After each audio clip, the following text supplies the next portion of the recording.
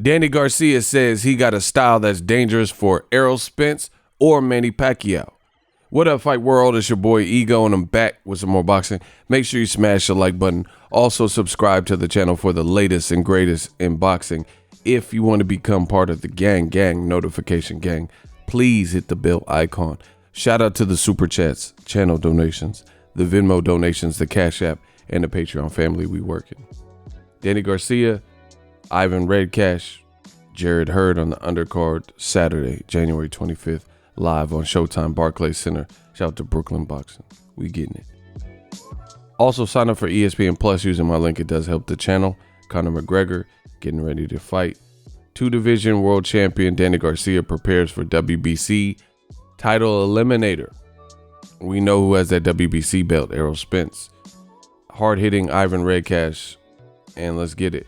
These are some quotes, and he did have a quote about Spence and Pacquiao. Danny Garcia says, "I'm just taking my time, taking it one fight at a time. I've been that way my whole career. I know you can't overlook anyone. I'm totally locked in on Ivan, and that's it. We're just working and working smart. We're making the necessary adjustments for Red Cash specifically, but this is just another fight in front of us. I noticed that he's really hungry. He's obviously is going to want to win. He's coming off of 3 solid victories. He has the confidence, right? Back now. I just have to be ready for whatever he brings to the table." Red Cash knocked out Devin Alexander. Impressive performance. "I caught some highlights of his fight with Devin Alexander, but not the whole fight. I saw the full Molina fight, though, and I know what I'm up against. Molina caught him, but before that, Ivan was doing very well. He just got careless, so I just have to be on my A game and make no mistakes." Garcia's last outing was in April over Adrian Granados. That was notable, and Garcia flashed impressive power and becoming the first person to ever knock out the durable Granados. Quote, "I feel like my new conditioning coach has really been able to help me with different kinds of strength training. We're hitting different muscle groups, and it definitely showed up against Granados." Right? He says, "A great atmosphere in Brooklyn at the Barclays Center. The fans there have gotten to know me really well, and all my fans in Philly can make the quick drive up. They love to watch me fight there, and they know when Danny Garcia comes to New York, it's going to be a great night of boxing. With a win in this title eliminator, Garcia would put himself in line welterweight WBC title held by unified champion Errol Spence Jr. Garcia has also been rumored as a possible next opponent for WBA champ Pacquiao. Yes, it's up to my promoter, Party Pipe. I want to fight my fight with Danny." Okay, that was unnecessary, but you guys get it. I feel if one of those opponents are next for Garcia, he is confident in his abilities to become world champion again. Quote, "I feel like my style is dangerous for both Spence and Pacquiao. For Errol, I see he likes to stand in front of his opponents, and he isn't the hardest guy to hit. With Manny, I feel like my counterpunching and style would also be hard for him. So I like my chances against both of them." Listen, this is phenomenal. This is great. Obviously, this is a precursor. Danny has to get past Ivan Red Cash, or we're not going to be talking about any of these fights. I don't know if they have a rematch clause, but you know he's going to want to look good here and win. This is a guy who Tevin Farmer, also a Philly, beat already, and John Molina knocked out. So if Danny Garcia is losing, no disrespect, I understand Ivan Red Cash comes to fight. You know, he has a pretty big frame, so he was able to move up, and he has power. And, you know, he's actually probably better at the higher weights with his frame and stuff because he doesn't have to drain down. So it's an important fight, you know, in the same vein as like a kind of like a Granados, just a pesky, durable guy. This guy has some power that you don't want to overlook. But Danny Garcia definitely should be the clear favorite. And he has big fights. He can't lose this fight, you know. He doesn't want to look bad in this fight. So there is some pressure on Danny Garcia to do and be Danny Garcia. Because so far, Danny hasn't lost to anyone we don't have rated top 3, you know. About top 3, top 5 for sure. you know, depending on where you play Sean Porter. He lost to Sean Porter and Keith Thurman, who are all top welterweights. You know, so a loss here would set him back because this isn't considered one of the better welterweights. But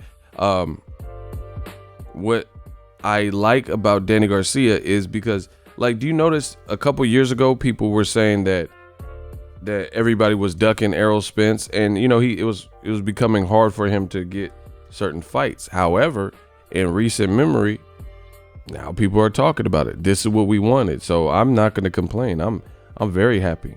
I'm very happy because, you know, a couple years ago it didn't look like Danny Garcia, Keith Thurman, you know, even Sean Porter had their sights set on their radar. Danny looks in good shape right here too. The grind don't stop 6 days ago. So a week ago, I mean, this is what I expect from Danny Garcia. He's been fighting all of his life. All my life, been fighting all my life. Sacrifice, hustle, pay the price, and, you know. But anyway, a couple years ago, it was looking grim for Errol Spence to get the big paydays and the big fights. But tables turn, things happen over the course. You know, Danny, what is this? 2020, a whole lot of ass whooping. Anyway, over the course of Danny and his family, over the course of the last, you know, few fights and years and stuff, things change, and, you know, different plays are made. Now Errol Spence is the man. He's a unified champion, and his name is being mentioned a bit more. So this is good because this is what people wanted. You know, see, and the thing is, the great thing about Errol Spence versus, let's say, Gennady Golovkin, you know, is Gennady Golovkin prayed for this position too. Like, there was a point where it looked kind of hard for him to get certain fights, at least with Sergio Martinez and Cotto. Canelo was, like, you know, holding him off.